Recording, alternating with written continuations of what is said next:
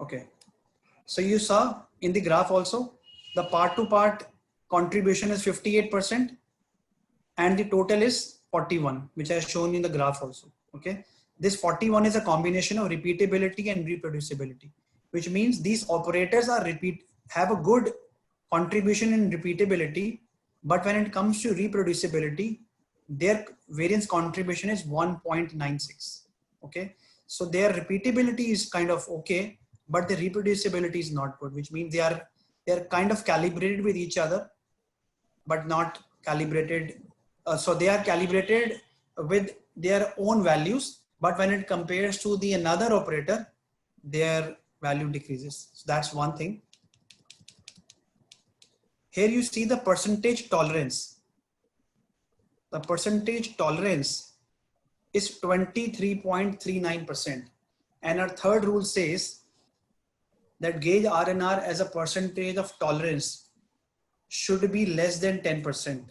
And in some of the scenarios, we accept 10 to 30, but 30% variance tolerance is not very good. So this is something which I need to decide as a manager or as a project leader.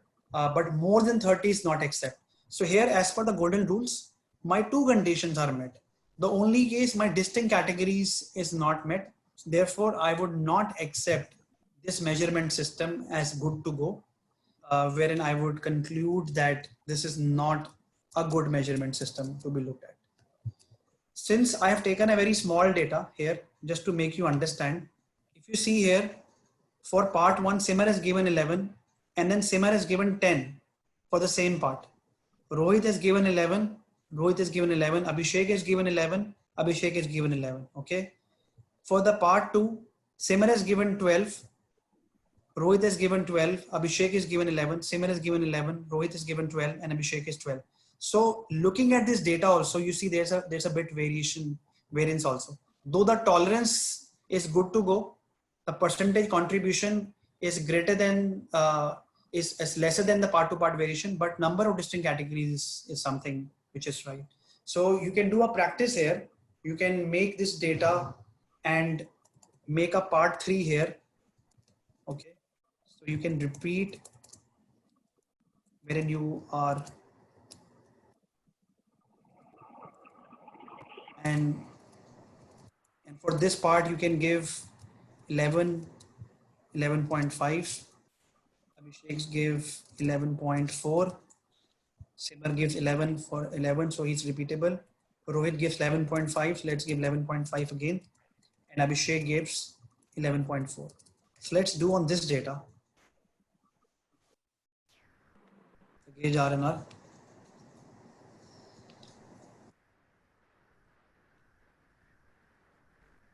Okay, so I go to stats, I go to quality tools, I go to gauge study, I go to gauge RNR study, crossed. So in part, I would mention the part. In operator, I would mention operator. In measurement, I'll mention the measurement. Now I will be asking you to help me understand this. So let's look at the number of distinct categories first. Number of distinct categories, again 1, okay? Which means the kind of data that we have, the kind of variance that we have, I will not be able to categorize it in different ways. So this one first rule fails. Simar, now help me understand. I'm so Yes. sorry. When you say distinct categories, I won't be able to categorize them. What are we trying to do in that distinct categories? So to reach a 4, I'm just a bit confused there. If you could just help me. So distinct category is something which is not in my hand. Distinct category is depending upon the data that we are going to measure here. Okay. Yeah. Distinct category tells me that how the measurement system is able to measure that data in different categories, in different sort of way. In Minitab, when the measurement system analysis has happened, there are different permutation and combination which they use to measure this data in terms of the total variance. Okay. Sometimes they use maybe 1 fraction, sometimes they use 2 fraction, Sometimes they use a constant value. Maybe they multiplied by 1, multiplied by 2, multiplied by 3, multiplied by 4. Okay. Sometimes they take a square root. Sometimes they take under root. Sometimes they minus it by 5. So there is some standard which Minitabs take to categorize this data into different distinct categories. So the more the distinct category that I have, which means my measurement system would be able to measure this data into different categories, which means I have a lesser variation between each other. It's all about variance. It's all about measurement error. So if I play with this data, and then you would see. So let's play this data again. Okay. So Simar gave 11. Can we Rohit? give one question? Can we give the LCL and UCL different? I mean to say, plus side it should be 0.1 and minus side it should be Yes. 0.3. Yes. So that LSL, USL is dependent on the tolerance, but not on the distinct categories. That we can do also. If your answer is to improve the distinct categories, then it will not be done with the help of tolerance. It's all about the variance that I have in the data, which we'll be able to calculate. So we'll do that as well. So Simar given 11, Rohit gave 10, Abhishek gave, sorry, I'm just making it to ensure that that's less variance. So 10.9, Abhishek gave 10.9 again. Simar gives 11 again. Rohit gives 10.9. Abhishek gives 10. Okay. So 11, 10.8. Abhishek gives 10.7. 11, 10.9. And Abhishek gives 10.7. Okay. So I'm copy pasting the same into the third part also. This is just to make you understand. I hope it has less variation.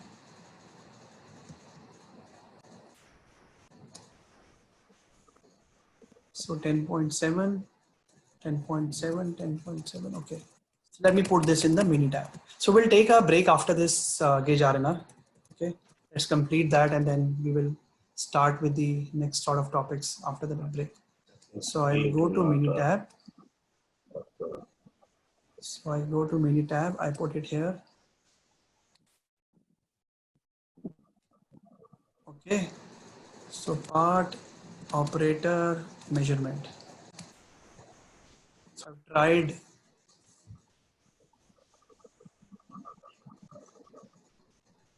again the number of distinct categories 1. Yeah. So I will given a tolerance here. So let's give a tolerance of, let's give a, so upper, so what tolerance that you want to give? Anything of your choice? Looking at this data, what do you think the tolerance we can give here? 11 plus or minus 0.5. So you want me to put 0.5 here? Yeah. 0.5 too low. No, 10.5 to 11.5. Yeah. Let's do that. Okay. Okay. Let's hope to get some categories now. So as I said earlier, number of distinct categories is not dependent on the tolerance. Number of distinct categories is dependent on the data that I have. Okay, which means there is some sort of variance. Okay, but if I look at the other values there, my percentage tolerance, it is 96%, which is way high. I will not accept at all. That's a very bad situation we are into. There's a lot of, it should be lesser than 30%, but it is 96. Let's look at the part, the first percentage contribution gauge RNR with total part to part. Let's look at that as well. So here you see my part to part is very less. So this again, all the conditions failed here. All the conditions are failed. So this is telling me that my measurement system is not very good. I need to change it. Is it clear to all of you? Any question So, anybody has? I'm sorry. Yeah, so Simrit, my question is like on the first test only, like we saw in this particular case that because the number of categories is less than 4, so technically the gauge RNR is rejected. Like we cannot do this. Like if in case that kind of a situation happens, then is there any alternative way that we can go for looking into this kind of a situation and idea?